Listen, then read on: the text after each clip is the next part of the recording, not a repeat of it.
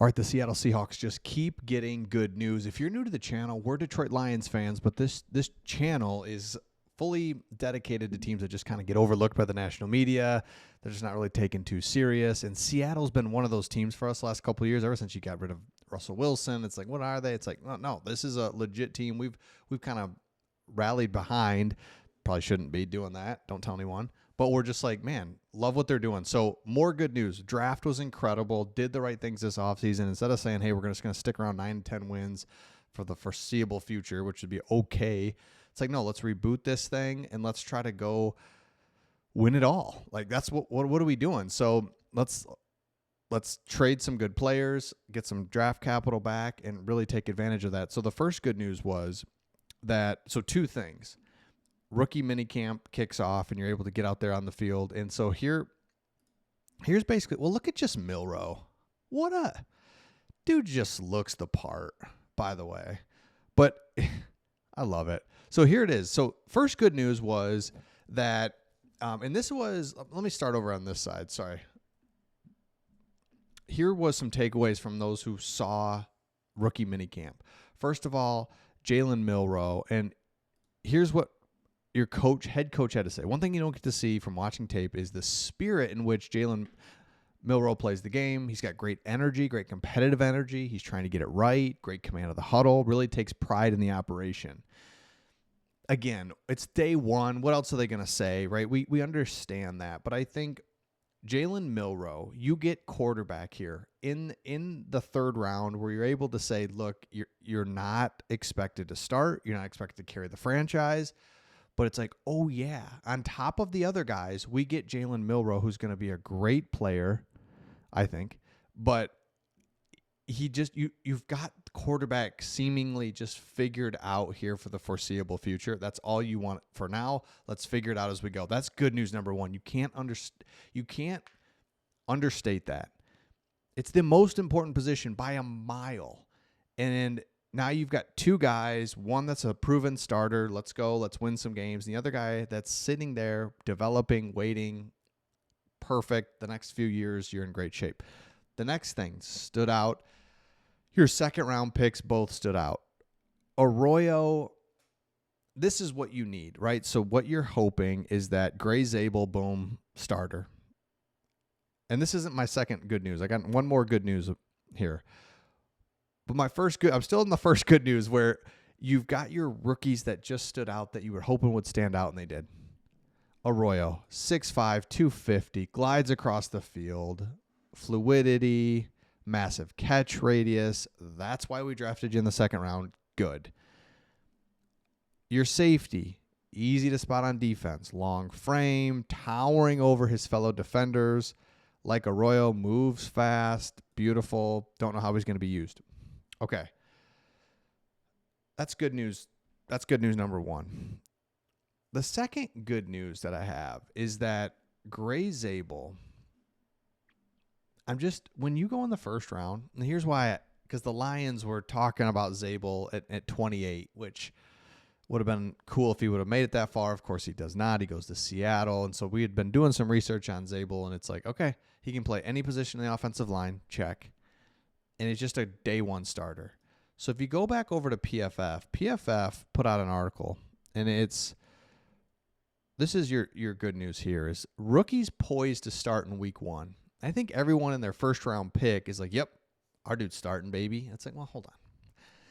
In comparison, relative to the rest of the league, you can see virtual locks to start. Now remember, there's 32 teams. They all drafted 5, 6, 7, 8, 10 players, right? So that's 300, just using rough math, 300 people drafted, and they're saying virtual locks to start on offense is 10 guys.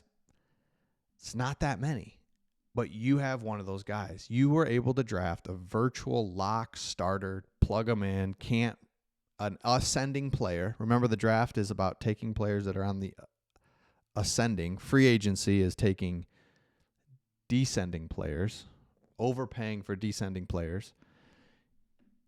So the good news is you get a virtual lock there.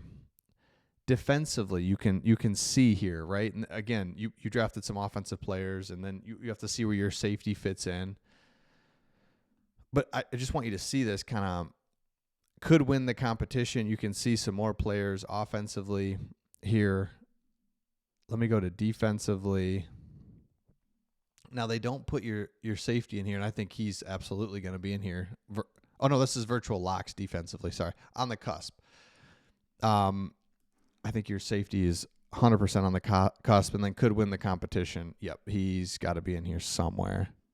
There he is. Perfect. So my whole point in saying this is if you're Seattle, you just, now that we're starting to see these guys on the field, talking about them more, they're on the field, you checked every box that you were hoping to check when you see Jalen Milroe out there, and you're just like, okay, yeah, this dude looks 100% the part. Love everything about him. Seeing all your rookies out there, Arroyo, 6'5", 250. Like, you know what? Thank you so much. Torrey Horton, Ricky White, Thor Griffith, cool name. Thank you for being here. Jackson Woodward, Jamie Sheriff, Cam Alexander. You've got so many good players all of a sudden. The draft is crazy. Listening to the general manager of the Baltimore Ravens, and he was talking about the draft and how it's about accumulating as many picks as you can. You don't know. Nobody really fully does. So what do you want? You want the most at-bats as you can get, meaning I want, instead of 3 picks, I want 10. I want that 6th-round pick. I just want to, who knows? Don't be crazy with your picks. You just pick them. Rock solid players, and you're good. And that's where Seattle has a chance here because the Niners are in a little rebuild. The Rams are, I don't know what the Rams are. I want to say they suck. I know they don't. But I'm saying you got Stafford. He's really good. They're gonna be tough. Arizona's pesky, but it's like, why not Seattle? Why not? Can somebody tell me why not Seattle? And you can't. So that's why we do this channel. We talk about teams that people just overlook. So let me know your thoughts in the comments. Make sure you subscribe if you haven't. If you're new, also we do about 6, 7, 8, 6 teams on this channel. Seattle, we've been on for a long time. And it's weird because whenever time we do an NFC team, it's tough because we've played you guys. You kicked our butts for a long time there, year after year. Then we beat you last year. Always play each other, feels like. I don't think we do this year, thankfully. I just don't want to. It's always like, I'll play Seattle again. You always come to us. Thank you. All right, let me know your thoughts in the comments, so we'll see all of you on the next one.